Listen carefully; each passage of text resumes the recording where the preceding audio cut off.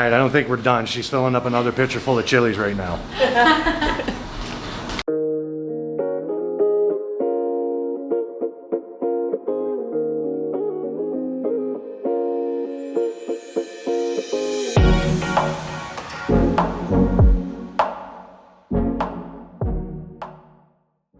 Not many Westerners know the name of this Malaysian city today, but 500 years ago it was the most important port in all of Southeast Asia. Indians, Chinese, Arabs, and European traders all made their way here to try and make their fortune off the lucrative spice trade that once flowed through this port. Today, you can still find traces of this past through the food, so let's go eat. The Peranakans, or Straits Chinese, are an ethnic group that descended from early Chinese settlers who came to Southeast Asia in the 15th to 17th century. These early Chinese settlers mixed with local Malays and adopted some of their customs while also maintaining their Chinese traditions. The cuisine that arose from this mixture is referred to as Nyonya, where they have mixed Chinese ingredients with spices and cooking techniques used by the Malays. This is Sean. He and his wife run a small Nyonya restaurant where we are having lunch today.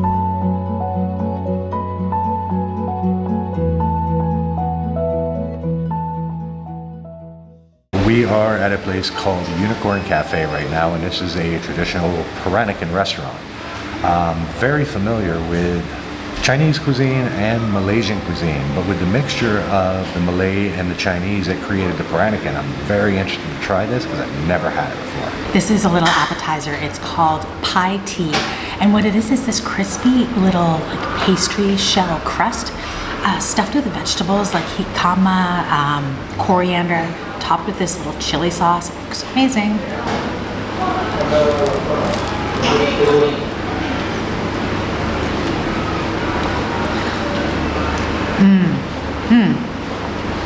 All right, so it's almost reminiscent of like an egg roll because it's got that crunchy outside and then that savory, spicy inside. It's delicious. Angie wouldn't give me the plate until she had already eaten 2 of them, so I'm kind of looking forward to this. You get a little bit of the, you put a little bit of the chili sauce on top. I'm just going to shove the whole thing in my mouth, so bear with me.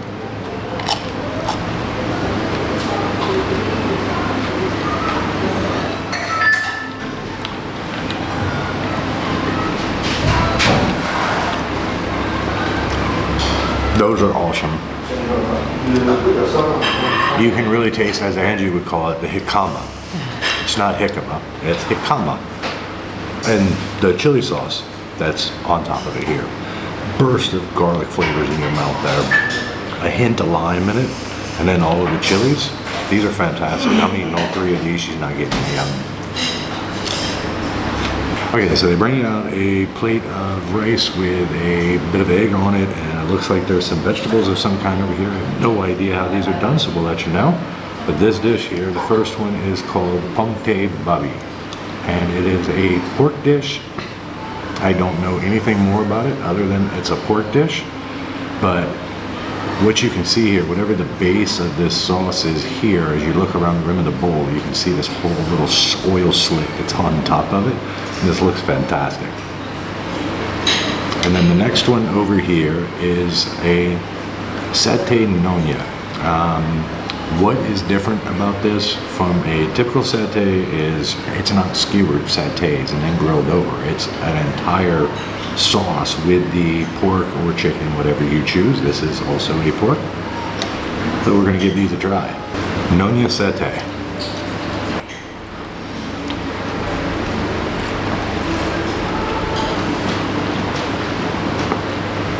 Come on. Wow. It is such a thick, flavorful sauce, and it's kind of similar. It tastes similar to a rendang, very similar to a rendang, but it's got this tang. It tastes like kaffir lime leaves, and it adds like a nice, different dimension to it. So good. Like Angela said, it's very reminiscent of like a rendang type sauce. Maybe not as thick and heavy as a rendang sauce, but the lime leaves that are in the kaffir lime leaves in this, it bursts through the whole thing. Another unique satay, and this is amazing. Gonna dive in, try the Pongteh Babi. Which is a pork, and it is cooked in a fermented soybean paste along with some like local type of sugar. Let's give this a shot. See.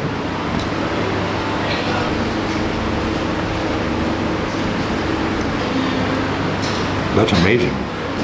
That's very flavorful.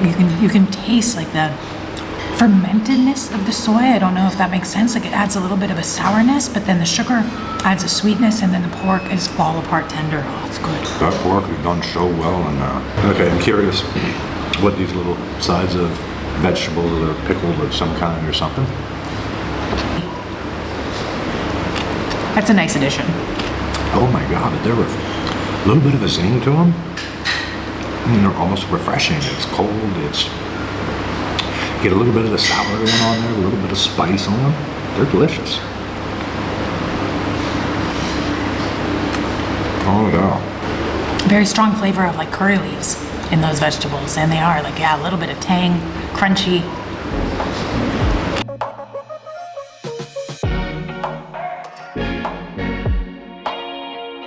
Malacca has a very complicated colonial past.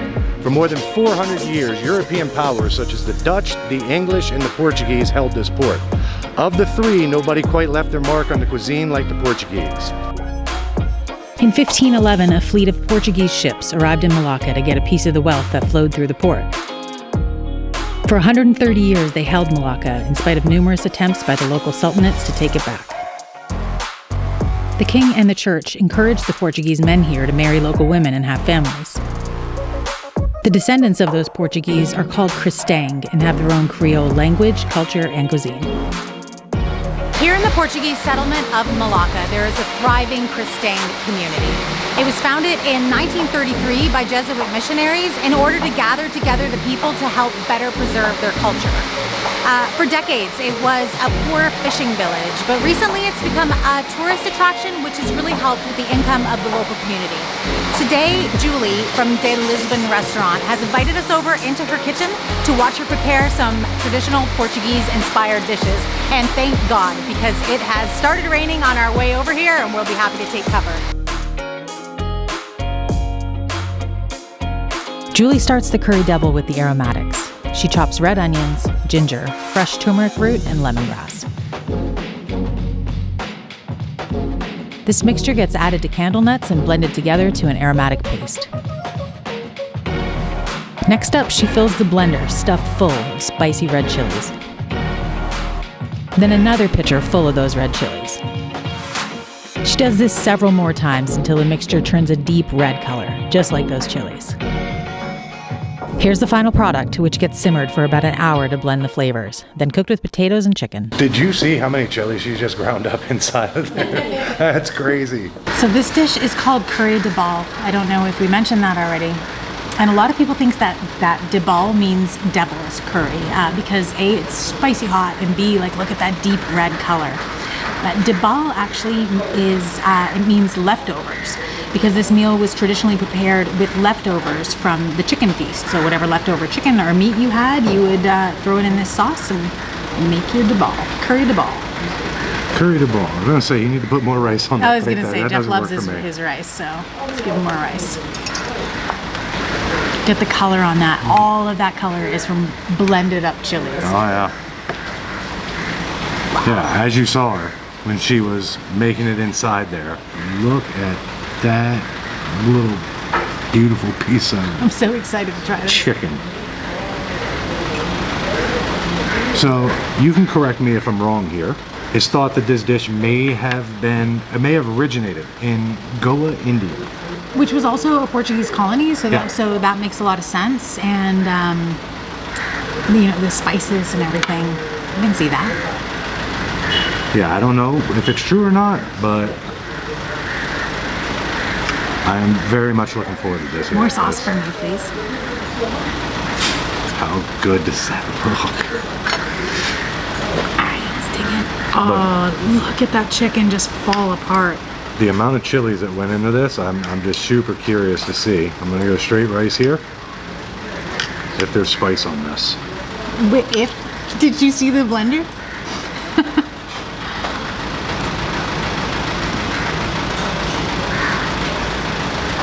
Wow. Wow. There's heat on that. Oh my God, that's so tasty now. Oh, that curry has this like beautiful richness and thickness, which I think is coming, Julie said, from those candle nuts, right? They call them candle nuts because they used to make candles out of them. They're so oily, right? She ground up a whole bunch of them and put it in there, so it gives it like this really rich texture. Wow.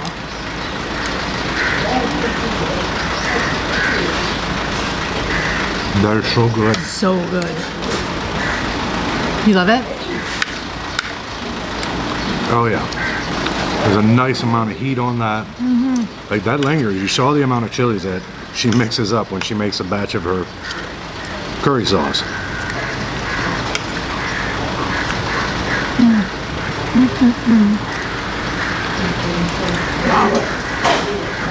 Wow. Yeah. It's really good too. Like you've got all of those aromatics: your lemongrass, your galangal, your turmeric, your ginger, right? But and it's interesting because it is Portuguese inspired, even though it has those classic Asian ingredients. It doesn't have a super Asian flavor, and I think that's because of the lack of sweetness, which typically a lot of the Asian cultures will put like sugar into their curries, right? And this tastes very European in a lot of ways, even though it's got all those Asian ingredients. I'm so happy with this dish. Dude, freaking awesome. That is definitely thunder. We might not be able to get home. So you have to stay here and eat curry. I think Julie's gonna kick us out if we try and order anything else. If you come to Malacca, you have to come over to the Portuguese village and try the Debal curry. Because it's unbelievable. Unbelievable. I am a little blown away by this right now. I'm gonna help you with this then. You get chicken. Get that piece of chicken.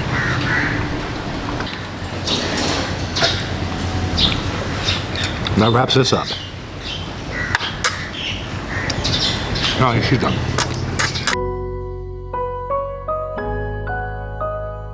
The largest migration of Indians to Malacca happened in the 19th century during the reign of the British Empire. However, traces of Indian settlements date back as far as the 3rd century BCE. And similar to the Peranakans, there was an amalgamation of Indian immigrants with the local Malay culture. There is a mixture of Malay and Indian cuisine here in Malaysia that is referred to as Mamak. And we are here today at Cahaya Dinar to try some out. We've got this dish here. It's called Mamak Rojak. So Rojak is kind of this like a mixture of things in like a kind of a sweet palm sugar dressing. A lot of the versions here in Malaysia are like fruit based, but this Mamak Rojak has just like a whole bunch of stuff into it. It's got an egg, it's got tofu, it's got cucumbers, it's got these little like fried fritters. Let's give this a shot. Oh, I don't know which piece to choose first. Let's get some tofu because that'll really soak up the sauce. I'm not sure what exactly I'm looking at here. I can see cucumbers is the only thing I can make out at this point right now. It's like a sweet peanutty dressing. It's actually like, see, there's like big chunks of cucumber and some vegetables in here. It's like a refreshing, slightly spicy peanutty salad. It's amazing. Wow. Gonna be completely honest with you, it didn't look all that appealing when I looked at the bowl, but my God. I'll try a big piece of egg here. The sauce on that's amazing. That is really good. Winner. And this is Roti Canai. You find it all over the place, and they do their own little twist on it here in Malacca as well. Fun fact, Roti Canai was voted this year as the #1 street food in the entire world. So let's give theirs a try. I love Roti Canai. If you watch our Kuala Lumpur food tour, we'll leave a link up there. You will see how terribly I failed at making it, but I'm really good at eating it.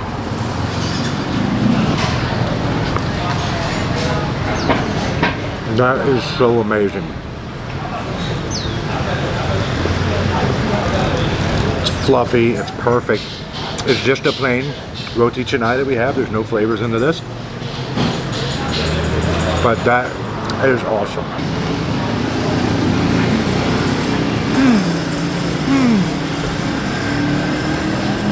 The world needs more savory pancakes. This is a good idea. Angela and I are both huge fans of Indian food in general. I've got to say that while you get some familiar tones of Indian spices to these dishes here, this doesn't resemble anything Indian I've ever had before in my life, but it's fantastic. So good. This is Maggi Goreng, and I've seen it on menus around here a lot, and I would never ordered it because Maggi is just a brand of like instant noodles, like the ramen noodles you used to eat in college, right? But apparently every chef has their own take on it, and it is specifically Mamak. Now, how fried instant noodles came to kind of represent the colliding of Malay and Indian cuisine, I have no idea. If you have some of the history behind that, let me know. I'm just gonna try and eat it.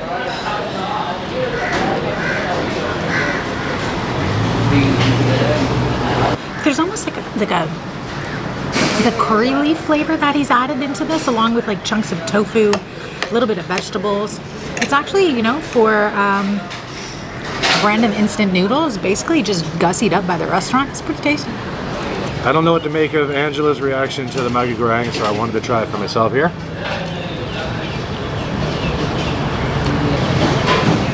Oh yeah, there's big chilies in there. Big chilies, yeah. That one got me. Yeah, big chili. I wasn't expecting that.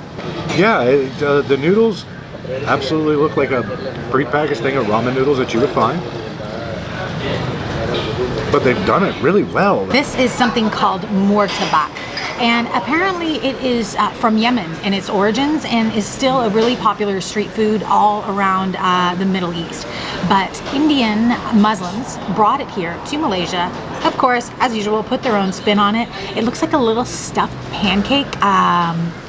We got the chicken one, so there's chicken and like a bunch of veggie stuff inside and like a nice little gravy to dip it in. This looks good.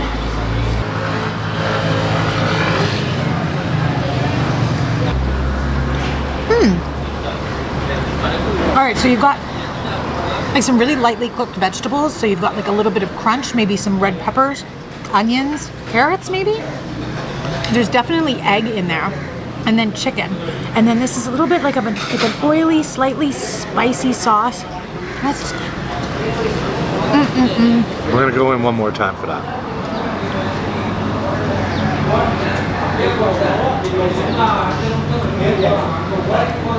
This is it's kind of like a snack. It's delicious. The sauce is great.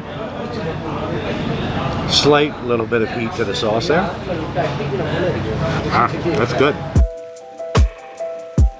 Traders from the Indonesian island of Java have been active in this region since ancient times, and Malaysia is home to the largest Javanese population outside of Indonesia. We were surprised to find out that a popular local treat, Cendol, was invented in Java back in the 12th century. So one of our viewers, his name is Kang Wui Chu, said that we had to try Cendol here in Malacca. So here we are at Cendol Kampung Hulu, and we got a bowl of Cendol. It's got those rice flour pandan noodles, red beans, coconut ice cream, longan, shaved ice, coconut milk, palm sugar, all that amazing stuff.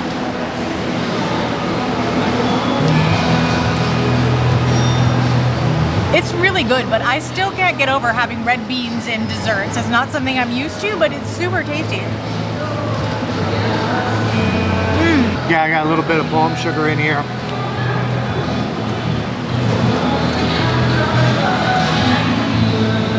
That is so refreshing. I got a big mouthful of palm sugar there. That's awesome. So when the Javanese invented Cendol, it was actually just a drink that had these rice flour jellies in it. The shaved ice wasn't introduced until the British brought it here to Malaysia in the 19th century. Yeah, the sweetness, I assume you have to kind of expect with a big lump of palm sugar in it, but it is tasty. I never thought I would like a dessert so much that's got like red beans and corn. Like that sounds to me like a salad. And salad doesn't taste as good.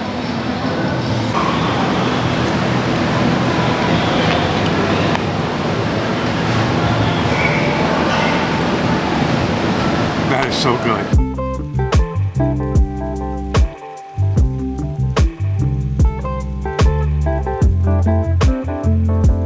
So far, we've been showing you dishes that have been influenced by all of the cultures that have settled here in Malacca.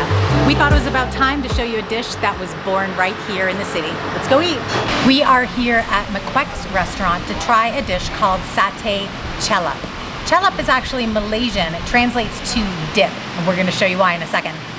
Step one, once you get to your table, you're gonna have a little gas burner set up in the middle of your table. They bring a pot out and a bag of sauce, and then in the pot, they dump a bunch of peanuts into it, dump their sauce, mix it in with a little bit of water, throw it over the gas burner, get ready for your satay sauce. Step two, grab one of these trays and head on over to these refrigerators that are stuffed full of all different kinds of things to enjoy on a stick. Satay, right? Grab a stick, pandan chicken. Chicken satay, it's a classic. Get some tofu because I hear that sauce is good, and big old mushroom for Jeff. Some broccoli because we're trying to eat healthy. Water spinach.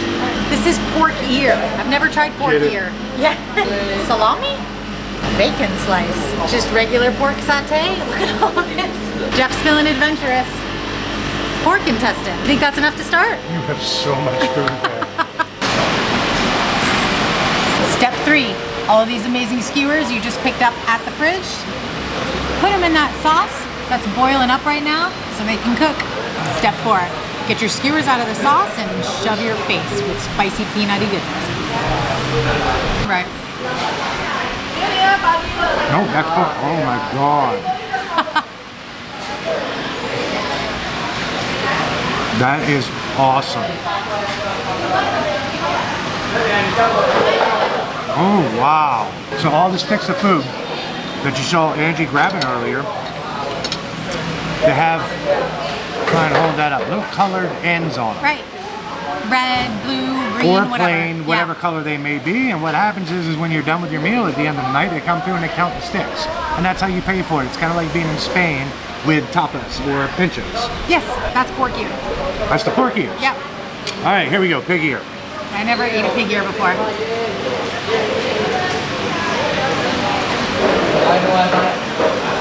It's really soft, right? Like it's cartilagey. I was Yep. expecting it to be kind That's of what they are. chewy and whatnot, but it kind of just like melts apart in your mouth. Pig ear. You love it? I am still going to challenge just about anybody to find me an animal that tastes better than pig. In any form. These are pig intestines. What tasty? I'm not eating it. You don't even want to try? Nope. No desire to try that. That is so delicious. Pig intestines. Too squeamish. Oh, that's good. Meantime, I'm going to try this part. All right. It's just all about the sauce. Nothing in that sauce is going to taste bad. Including the pig intestines. They were good. Pork satay.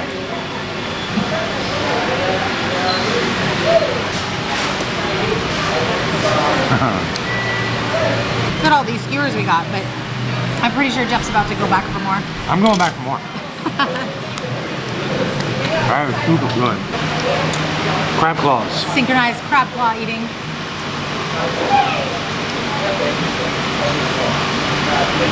Oh yeah.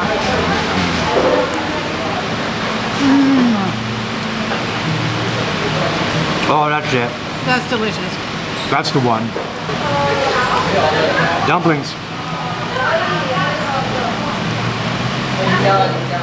Oh yeah.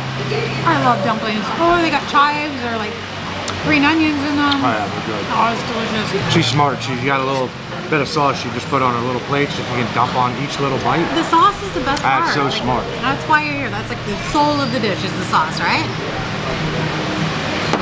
What you got there? I have a fried tofu puff.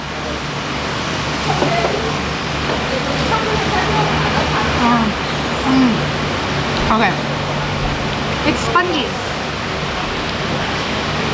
There's all these holes on the inside. It just soaks up the sauce. I think like tofu is an ideal food for this method of cooking. It is peanutty. It's It's like got a little bit of heat to it. a lot of crushed up peanuts, yeah. You can taste a lot of what's going on in the garlic, the lemongrass. So there's a lot happening inside of that sauce. A great big mushroom.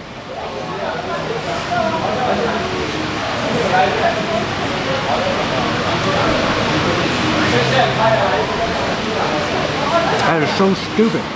Delicious sauce. It's awesome. Ridiculously delicious sauce. For dessert, Last piece. This is pork liver. Let's give it a shot. I'm not a big fan of liver, but I decided I had to try it.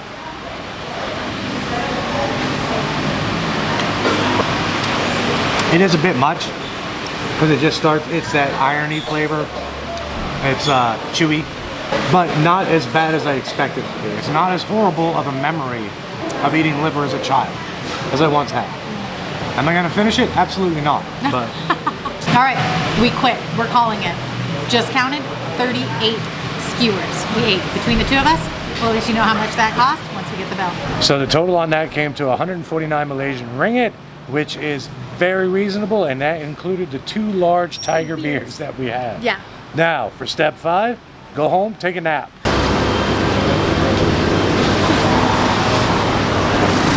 One of our viewers here in Malaysia, her name is Nur Haslina Hassan, said that we have to try this dish called Asam Pedas while we're here in Malacca. So we're here at Asam Pedas Apak to give it a try. So what we've ordered here is 2 different Asam Pedas. One of them is Kampung, which is a mackerel fish.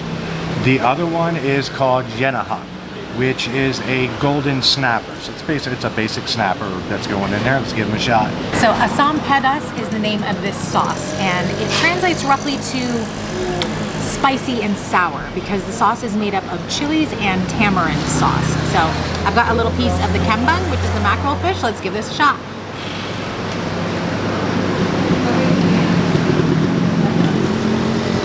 Oh, wow. That sauce is something else. Like, it's got some heat to it, but it's offset by that sourness. I guess that's why they call it that, from the tamarind that comes in here. Oh my gosh, this is fantastic. I'm gonna give the Jenahak a try, which is the snapper.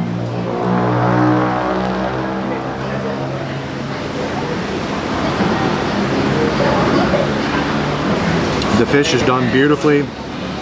The tamarind in the sauce jumps right out at you. And just when you think you've gotten by it, the heat hits your mouth, which is great.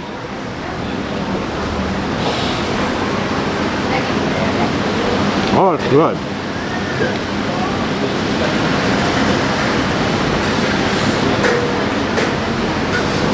All right, I'm gonna try this Jenahak fish. Golden snapper, you said? Good. So a bit more of like a flaky, drier fish than the mackerel, which is a little bit more like oily. But this dish is all about this amazing spicy sauce. Wow. And this one is the Kampung.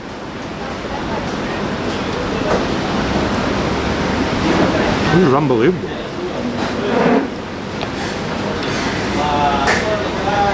It is definitely all about the sauce though, right? Honestly, the fish plays a minor part in the whole dish. Your whole mouth just bursts with the flavor of the spiciness, a little bit of sourness, sweetness from the tamarind that's happening in it. It's unbelievable. So as we were sitting here enjoying our fish, the great staff here at the restaurant came over and offered us a small container of this. And he said it's a beef version, it's called Tatel. So I was going, that sounds familiar to me, where do I know that? So we went back and looked through the comments from Nora Slena, and this is actually what she recommended to us. We just thought it was the Asam Pedas, but she does say specifically the Tatel. So the great staff here has offered us a little bowl of it, and this is it. Let's give it a shot. Now, just so everybody watching is aware, what Tatel is beef tendons. It's not a main cut of the beef, it is beef tendons. Oh shit. Oh my god.